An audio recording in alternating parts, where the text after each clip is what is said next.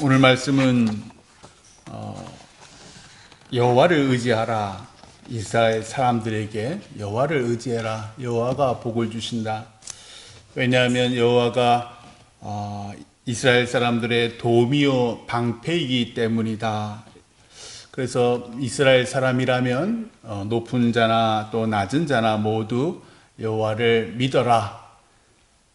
또 여호와를 믿는 사람들에게 하나님께서 복을 주신다. 이런 내용이 이제 줄곧 이어집니다.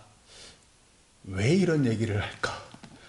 이스라엘 사람들이라면 다 여호와 하나님을 믿는 사람들이잖아요. 근데 믿는 사람들에게 계속 높은 자나 낮은 자나 계속 여호와 하나님을 믿어라 라고 시편 기자가 쓰는 이유는 믿음이 쉽지 않기 때문입니다. 여호와 하나님을 믿는 게 그 사람들은 우리가 흔하게 유럽 사람들, 오늘날의 유럽 사람들, 그 사람들은 모든 절기가 기독교 절기예요. 그럼에도 불구하고 한국의 많은 목사님들이 또 우리 한국 기독교인들이 유럽 사람들의 믿음 우습게 봅니다.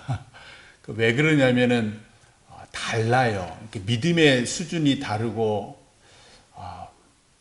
그 사람들은 문화적으로 기독교인일 수는 있겠지만 정말 여호와 하나님을 너의 주님으로 믿느냐? 라고 물었을 때는 예스! 라고 하는 사람이 많잖아요.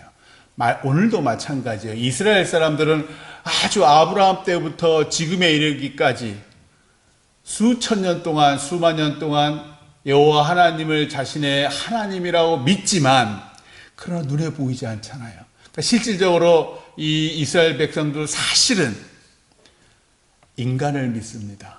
사실은 돈의 힘을 믿습니다. 사실은 나의 지식, 암기력을 믿습니다. 게다가 하나님이 이렇게 눈에 보이기라도 하면 눈에 보이는 하나님을 향해서 우리가 그래도 야 저분은 대단한 능력의 소유자다. 예수님께서 살아생전하셨던 그 능력을 우리 눈으로라도 본다면 그분을 믿고 의지할 텐데 여호와 하나님은 한 번도 이렇게 많은 백성들 앞에 육신의 몸으로 나오신 적이 없어요. 그러다 보니까 사람들은 자꾸만 우상을 만들어요. 보여지는 것들을 만드는 거예요. 예전에도 한번 말씀드렸는데 왜 시내산에서 모세가 하나님의 율법, 십계명을 비롯한 하나님의 율법을 받으려고 한 40일 동안 있는 동안 밑에 있던 이스라엘 백성들은 그걸 못 참잖아요. 그러면서 아론에게 우리들이 보고 따를 하나님을 만들어라. 그러니까 아론이 모든 금부치를 다 모아서 금 송아지를 만들잖아요. 송아지 만들라고 백성들이 요구한 거죠. 왜요? 지겨운 거예요. 매 아침마다 만나가 지천에 깔려있는데 이게 매일 아침마다 된장국 먹어보세요. 지겹습니다. 오늘은 좀 토스트도 먹어보고 싶고 오늘은 좀 빵도 먹어보고 싶고 똑같아요. 매일 저녁마다 메추라기가 해질녘이 되면 쫙 들판에 앉습니다. 메추라기 고기 구워 먹는데 이제는 냄새가 지긋지긋한 거예요. 소고기 먹고파요. 애굽 사람들이 먹던 그 소고기 그거 몰래 자신들도 먹고 또 애굽 사람들이 던져주 거기다 뿐입니까? 고기뿐입니까? 우유도 먹고 치즈도 먹고 그걸 너무 먹고 싶은 거예요. 그러니까 아론에게 우리를 위해서 우리가 보고 섬길 수 있는 금 송아지를 만들어라. 중요한 사실은 이 이스라엘 백성들이 이 금 송아지를 통해서 이방신을 섬긴 게 아니에요. 여호와 하나님을 섬겼어요. 단지 눈에 보이고 자신들이 원하는 형상으로 만들었을 뿐 이분을 여호와 하나님이라고 부른 거예요. 그런데 하나님께서 진노하셨습니다. 내 백성이 부패하고 교만하여 그들을 진멸하겠다. 근데 모세가 간청하죠. 그리하시지 말라고. 왜 진노하셨을까? 하나님은 우리 피조물이 나의 욕망을 향해서 만들어 바치는 존재가 아니라는 거예요. 하나님은 스스로 있는 존재라는 거예요. 하나님께서는 당신의 영광을 드러내기 위해서 세상을 만들었고 자신의 형상을 따라서 우리를 만들었어요. 그런데 이제는 피조물이, 우리를 만든 하나님은 이런 모양이어야 돼. 우리를 만든 하나님은 이런 모습으로 드러나셔야 돼. 우리를 만든 하나님은 나에게 이것을 주어야 돼. 거꾸로 됐죠. 주인과 종의 위치, 조물주와 피조물의 위치가 거꾸로 된 거예요. 그래서 진노하신 것입니다. 그럼에도 불구하고 보이지 않는 하나님을 내 인생의 주인으로 섬기는 게 쉽지 않습니다. 불교의 창시자가 석가모니입니다. 석가모니도 자신의 모습을 절에서 이런 형상으로 만들어라 한 번도 얘기하지 않았답니다. 그럼에도 불구하고 석가모니를 따르는 사람들이 자기들이 원하는 모습의 석가상, 부처상, 금으로도 만들기도 하고 동으로도 만들기도 하고 돌로도 만들기도 하고 어떤 때는 옆으로 누워있기도 만들기도 하고요. 또 어떤 모습은 여자처럼 만들기. 석가가 만약 이 땅에 딱 태어났으면 난 이렇게 내 우상을 만들려고 한 적이 없는데, 그런데 왜 사람들은 자꾸만 이렇게 만들까? 우리 기독교도 마찬가지예요. 가톨릭 성모 마리아상 집집마다 많이 있습니다. 심지어 교회 예수의 모습을 가지고 십자가 왜 이렇게, 왜 그러냐? 사람들은요 자꾸만 보고 싶어 해요. 만지고 싶어 해요. 그리고 내가 생각하는 이런 모습으로 하나님이 임하시고 나에게 무언가를 주기를 원해요. 그것이 바로 우상입니다. 인간의 욕망의 표현입니다. 십자가에서 죽으신 예수님이 사흘 만에 부활하셔서 제자들을 만나셨는데 하필 도마가 그 자리에 없었습니다. 예수님께서 부활하셔서 나타나셨어, 우리에게 이런 말씀을 하셨어 라고 도마에게 얘기해 봤지만 도마는 거짓말하지 마. 어떻게 죽은 사람이 살아날 수, 내 눈으로 떡톡이 받는 걸, 십자가에서 못 박혀 죽고 장사하는 걸. 그런데 이 의심 많은 도마, 그 한 사람을 위해서 예수님께서 다시 제자들에게 나타나십니다. 그리고 도마에게 자신의 옆구리에 있는 창자국, 창에 찔린 자국, 또 손바닥에 있는 못자국을 보여주십니다. 그러면서 하시는 말씀이 아주 인상적이에요. 보지 못하고 나를 믿는 자들은 복되도다. 도마에게는 직접 보여주셨어요. 왜냐하면 그의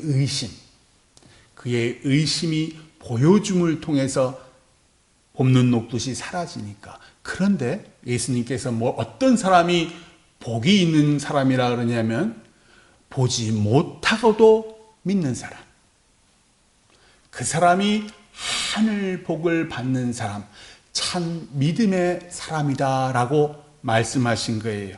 제가 미국에 유학 가서 초기에 교회를 막 다니기 시작하면서 한 50대 후반에 포스트닥이라 그래가지고 박사 후 과정을 하신 분이 제가 있던 그 대학교에 왔고, 포스트닥 박사 후 과정이라 그래요. 그리고 이제 교회에 처음으로 나오기 시작해서 근 1년 다니셨어요. 이분이 처음으로 하나님을 믿고 하나님을 만나고 그러던 어느 날 목사님께 이런 말을 하는데 제가 옆에 같이 있다가 주워 들었어요. 이분이 이제 목사님께 이렇게 얘기하세요. 예수님 믿기 전에는 몰랐는데 믿으면서 제가 주렁주렁 수십 개의 풍선을 잡고 살아왔음을 깨달았습니다. 권력이라는 풍선, 명예라는 풍선, 돈이라는 풍선, 지식이라는 풍선 등등 터지면 그만인 풍선들을 마치 생명이나 되는 듯 애지중지 소중히 잡아왔습니다. 풍선들이 나를 지금껏 살려온 양 착각하며 살았지요. 예수님을 믿고 보니 모든 풍선이 헛됨을 깨달았습니다. 하나 둘씩 놓았습니다. 얼마나 속이 평안한지요. 그전에는 너무 불안했거든요. 그런데 제가 아직도 놓지 못하는 풍선이 있어요. 목사님 뭔지 아시겠어요? 저도 뭘까? 이 양반이 하시는 말씀이 가족이라는 풍선입니다. 가족을 먹여 살려야지, 새끼를 교육시켜야지. 그러려면 이 풍선은 절대 놓쳐서는 안 돼. 제 안에서 외칩니다. 가족이라는 풍선도 놓아야겠지요, 목사님? 목사님이 뭐라고 대답하셨는지 기억이 나지 않아요. 아마도 그건 하나님께서 직접 대답해 주시지 않았을까 생각합니다. 가족이라는 풍선을 놓는다는 것이 무엇을 의미할까? 그로부터 한 20년 정도 지난 제가 생각을 해보니까 가족과의 절연을 의미하는 건 아니에요. 당연히 그럴 수 없죠. 오늘 말씀 14절에서도 시편 기자가 뭐라 그러냐면 여호와께서 너희를 곧 너희와 너희의 자손을 더욱 번창하게 하시기를 원하노라. 이렇게 말씀하세요. 그러니까 절연한다는 건 말도 안 되는 소리예요. 즉 하나님은 나와 내 가족에게 복을 주시기를 원해요. 근데 그 복이라는 것이 우리가 생각하는 그런 헛된 자랑, 헛된 세상의 성공이 아니라는 거예요. 그 복이 어디서 오느냐? 오늘도 그랬잖아요. 아까 보지 못하고 나 예수를 믿는 자들, 그들은 복되도다. 가족이라는 그 풍선은 다른 개념이라는 거죠. 조그만 풍선에 수소를 채우면 하늘로 이렇게 날아 올라갑니다. 저도 간혹 어렸을 때 그런 생각을 했어요. 풍선이 한 수만 개가 모이면, 예전에 어떤 프로그램에서 제가 봤어요. 이 큰 풍선들 진짜 수천 수만 개를 해서 사람이 좀 붕붕붕붕 뜨더라고요. 붕붕붕 떠서 이렇게 가는 거 제가 한번 봤는데 가다가 좀 있어요. 이렇게 떨어졌지만. 어쩌면 우리는 상상 속에 이렇게 생각하는 거예요.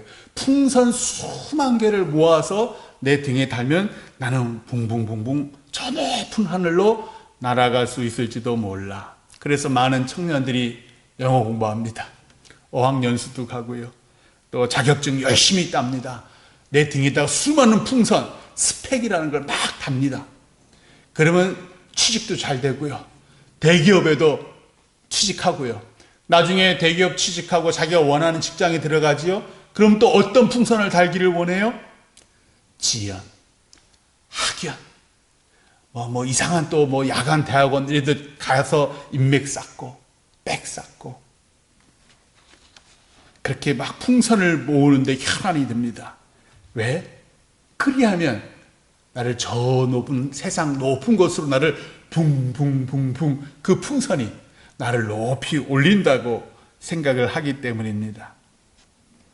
설사 내가 그렇게 높이 올라가지 못했을지라도 내 자녀만큼은 그 등 위에 많은 풍선을 막 채우고 싶어 해요. 그래서 이렇게 분당이나 저 강남에 사는 엄마들, 아버지들 막 어렸을 때부터 애들 막 학원, 고액과에도 보내고 막 그런 이유가 그런 거지요. 부모들의 교육열이 잘못됐다는 게 아니에요. 무슨 아이들이 열심히 공부한다는 게 잘못됐다는 게 아니에요. 세상에서 높은 곳에 있는 게 잘못됐다는 게 아니에요. 동기. 당신은 왜 그 높은 곳에 오래 가려 합니까? 당신은 왜 하늘복을 받으려 하십니까? 당신은 왜 그토록 밤새워 일하십니까? 그 동기. 거기에 하나님의 영광이 있습니까? 거기에 하나님을 영화롭게 하고자 하는 당신의 마음이 있습니까? 아니면 지극히 이기적이며 세상적이고 교만한 동기로 그 위로 올라가려 하십니까? 도대체 누구를 위해서입니까? 1800년대 초에 이탈리아의 뛰어난 바이올린 연주자 파가니니라는 사람이 있어요. 파가니니. 이 사람이 하루는 많은 관중들 앞에서 바이올린 연주를 쫙 합니다. 한참 정신없이 연주를 하는데 갑자기 줄 하나가 툭 끊어져 버립니다. 보통 이러면은 대부분의 이 바이올린 연주자들은 연주를 스톱해요. 그리고 다시 갈든지 아니면 다른 바이올린으로 교체를 하든지. 청중들도 어떻게 하나 숨죽여 보는데 조금도 당황하지 않고 새 줄로 계속 바이올린을 또 연주를 합니다. 근데 잠시 있다가 또 줄 하나가 탕 끊어지는 거예요. 사람들이 막 웅성웅성. 그래도 파가니니는 당황하지 않고 최선을 다해서 계속 연주하는데 그만 두 줄 중에 한 줄이 또 그만 또 탁 끊어져 버리는 거예요. 그러자 잠시 연주를 멈추더니 한 박자 쉬더라고요. 쉬고 다시 이렇게 탁 올립니다. 그리고 그 한 줄, 굵은 줄이에요. 그 굵은 줄 위에다가 이렇게 활을 탁 올려놓더니 굵고 깊은 음악을 쫙 연주하기 시작합니다. 마치 표현을 이렇게 해요. 폭풍을 뚫고 올라가 창공을 보는 듯한 감동적인 소리였다. 청중이 조용히 귀를 기울이고 그 감동적인 광경에 사람들의 고개가 하나씩 둘씩 수그러집니다. 그리고 사람들의 눈에는 감격의 눈물이 흐르기 시작합니다. 파가니니는 마지막 남은 한 줄을 가지고서도 자기의 연주를 성공적으로 잘 끝냈다고 합니다. 우리가 살다 보면 우리 인생에 이런저런 줄들이 끊어질 때가 있습니다. 오늘 우리 윤복순 권사님이 오랜만에 수요예배 오셨는데 시간이 있어서도 오셨지만 머리가 너무 많이 아프시대요. 그래서 택시 타고 오셨어요. 건강의 줄이 나이가 들다 보면 툭 끊어집니다. 또 어떤 분들은 한참 잘 나갔는데 돈줄이 갑자기 툭 끊어집니다. 참, 이 동네에서는 내가 다 알아주는 사람이었는데 갑자기 그 명성이란 줄도 탁 끊어져 버립니다. 너와 나 사이에 맺었던 부부라는 인연의 줄도 툭 끊어지는 사람이 있고요. 우리는 을이지! 을이라는 줄도 그 돈 몇 푼 때문에 탁 끊어져 버리는 경우도 많습니다. 혈연도 피를 나누는 형제자매인데도 그놈의 돈 때문에 등을 돌리는 경우도 비일비재합니다. 우리가 붙들고 있는 세상의 줄들은 언젠가 끊어집니다. 권불 10년, 화무 11홍. 권력은 길어봤자 10년이고 꽃은 길어봤자 10일 붉게 피고 다 진다 그러는 거예요. 우리가 그토록 원하는 것들은 결국은 다 끊어집니다. 다른 건 다 끊어져도 좋아요, 목사님. 이 줄만큼은 끊어져선 안 돼요. 아마 아까 제가 말씀드렸던 박사우 가정의 그분, 그 가족이라는 끈, 그건 안 끊어지겠지요. 그런데 그것 또한 우리가 눈을 감는 날 끊어집니다. 세상의 모든 줄이 끊어졌으니 어떻게 하지요? 아닙니다. 파가니니처럼 여전히 우리는 아름다운 인생, 멋진 인생을 살 수 있습니다. 우리에게는 세상 사람들이 모르는 줄, 세상 사람들 눈에는 보이지 않는 줄, 예수라는 굵은 투명줄이 있습니다.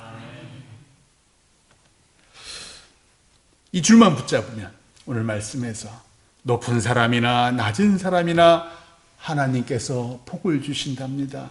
뿐만 아니라 우리 자녀들을 더욱 번창하게 하신다라고 약속하셨습니다.